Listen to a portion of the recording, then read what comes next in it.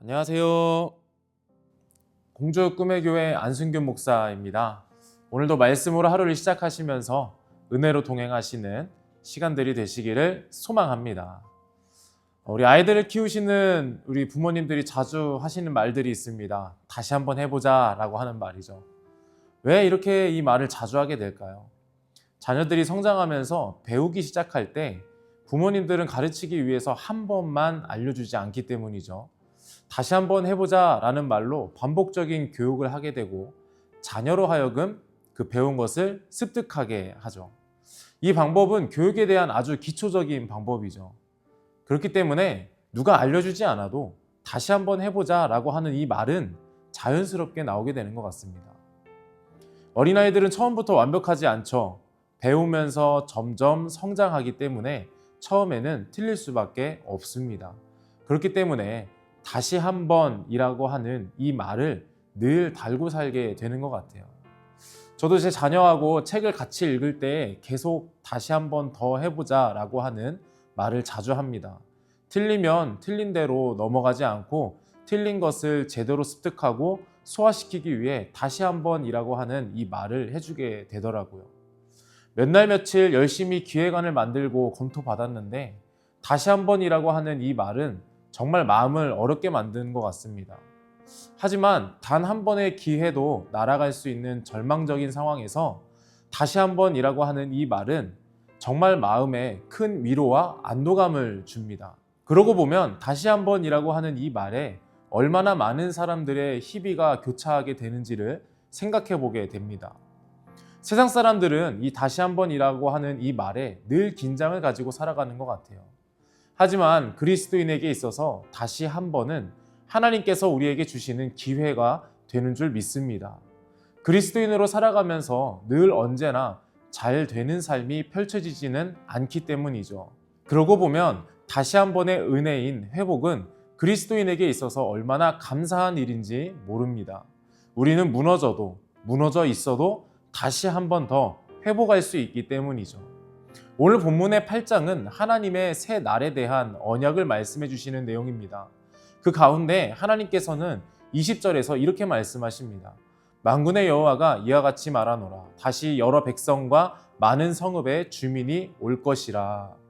하나님께서는 유다 사람들에게 언약을 말씀하시면서 다시라고 하는 이 단어를 사용하십니다. 그런데 그 언약의 주체 그리고 다시 회복할 수 있도록 하시는 분이 누구입니까? 바로 하나님이시죠. 그리스도인에게 있어서도 절대 잊지 말아야 할 것이 바로 이 대목이라고 생각됩니다.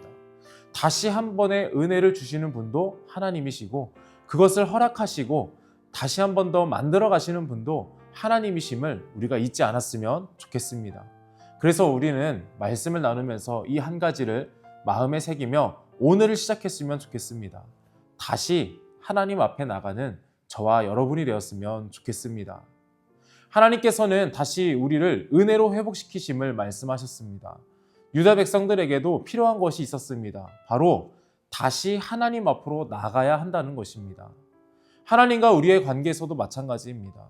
하나님께서 우리에게 주신 말씀을 삶의 자리에서 감당하면서 넘어지게 되고 그리고 또 때로는 하나님과 멀어질 때가 있습니다. 그런 하나님은 다시 우리를 부르시면서 회복의 기회를 열어주시는 거죠.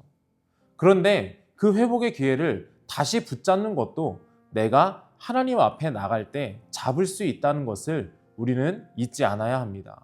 다시 하나님 앞에 나간다는 건 쉽지 않을 수 있습니다. 왜냐하면 실패 후에 다시 한 번 더라고 하는 이 말은 우리에게 있어서 도전에 대한 두려움으로 다가오기 때문입니다. 이런 마음이 들잖아요. 또 실패하면 어떡하지? 라고 하는 마음이 올라오기 때문입니다.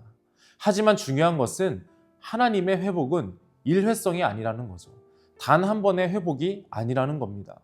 하나님은 언제나 우리가 넘어지고 낙심하고 그 자리에 주저앉아 있을 것을 알고 계십니다.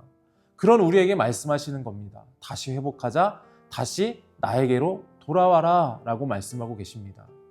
우리가 그 말씀을 붙잡을 때 이 유다 백성들처럼 자유함으로 고백할 수 있으면 좋겠습니다. 21절 말씀 보면 이 성읍 주민이 저 성읍에 가서 이르기를 우리가 속히 가서 만군의 여호와를 찾고 여호와께 은혜를 구하자 하면 나도 가겠노라 하겠으며 하나님의 은혜로 회복의 기회가 우리에게는 언제나 열려 있고 또 주어졌다라고 하는 이 사실을 잊지 않았으면 좋겠습니다. 그래서 본문의 내용처럼 다시 하나님 앞에 속히 나갈 수 있는 이 담대한 믿음을 가졌으면 좋겠습니다. 다시 한 번 더의 은혜. 이 회복은 말씀의 고백처럼 하나님을 찾고 하나님께 은혜를 구할 때 그 회복을 누리게 됨을 기억하는 저와 여러분이 되기를 주님의 이름으로 소망합니다. 오늘은 우리에게 주어진 말씀을 통해 다시 하나님 앞에 나가자라고 함께 나누었습니다. 오늘 본문의 19절의 말씀을 보면 이렇게 말하고 있습니다. 만군의 여호와가 이같이 말하노라. 넷째 달의 금식과 다섯째 달의 금식과 일곱째 달의 금식과 열째 달의 금식이 변하여 유다 족속에게 기쁨과 즐거움과 희락의 절기들이 되리니 오직 너희는 진리와 화평을 사랑할지니라. 이 네 가지 금식은요, 바벨론이 예루살렘을 침공한 네 가지 과정의 의미를 담고 있습니다. 바벨론이 예루살렘을 침공하는 과정이 유다 민족들에게 있어서는 고통과 절망의 순간들이었죠. 하지만 이 모든 것들이 뭐라고 말하고 있습니까? 기쁨과 즐거움과 희락의 절기들이 된다라고 말해주고 있습니다. 왜 그럴 수 있을까요? 하나님께서 다시 한번 은혜로 회복할 수 있도록 해주셨기 때문입니다. 그리고 다시 회복하게 하신 하나님께 유다 백성들도 다시 하나님 앞으로 속히 나갈 수 있게 되기 때문입니다. 어쩌면 오늘 하루 바벨론이 예루살렘을 침공한 이 네 번의 과정처럼 어려움과 고난의 과정을 여전히 보내고 계시는 분들이 있을지도 모르겠습니다. 하반기 얼마 남지 않았는데 그냥 다 내려놓고 다 포기하고 그냥 내년에 다시 시작하자라고 하는 생각이 우리 마음 가운데 올라올 수 있습니다. 하지만 우리가 기억해야 할 것이 있다면 하반기 이 남은 시간들마저도 하나님께서 우리에게 허락하신 시간들입니다. 그래서 우리가 낙심하지 않았으면 좋겠어요. 하나님은 언제든지 회복할 수 있는 길을 다시 열어두셨기 때문입니다. 우리도 다시 하나님 앞으로 나올 수 있는 담대한 믿음을 달라고 하나님 앞에 기도로 간구했으면 좋겠습니다. 그러면 우리 또다시 넘어질까? 다시 실패할까? 이러한 두려움이 있어도 그 두려움이 하나님 앞으로 다시 나가게 하는 걸림돌이 되어도 걱정하지 않았으면 좋겠습니다. 하나님은 그런 우리도 사랑으로 품으시고 다시 시작할 수 있는 은혜로 회복시켜 주십니다. 그러기 위해서 오늘도 다시 하나님 앞에 나와 우리에게 주시는 그 은혜에 힘입어서 회복으로 이 하루를 시작할 수 있는 저와 여러분이 되기를 주님의 이름으로 축원합니다. 제가 잠시 기도하겠습니다. 하나님 아버지, 하나님께서 언제나 늘 우리에게 다시 한 번 더 회복할 수 있는 기회를 주시는 그 은혜를 우리가 기억하면서 우리도 다시 하나님 앞에 나아갈 수 있도록 나아갈 수 있는 담대한 믿음과 또 그 은혜를 누릴 수 있는 사모하는 마음을 우리에게 허락하여 주시옵소서. 오늘도 삶의 자리에서 정말 수많은 일들을 겪으며 우리의 삶을 감당합니다. 감당할 수 있게 하시는 그 능력을 주시는 분도 하나님이심을 기억하면서 오늘도 그 은혜로 하나님과 동행하는 믿음의 삶이 되게 하여 주시옵소서. 예수님의 이름으로 기도합니다. 아멘. 왜 슬퍼하느냐, 왜 걱정하느냐, 무얼 두려워하느냐, 아무 염려 말아라. 큰 어려움에도 큰 아픔이 있어도 이젠 아무 걱정하지 마.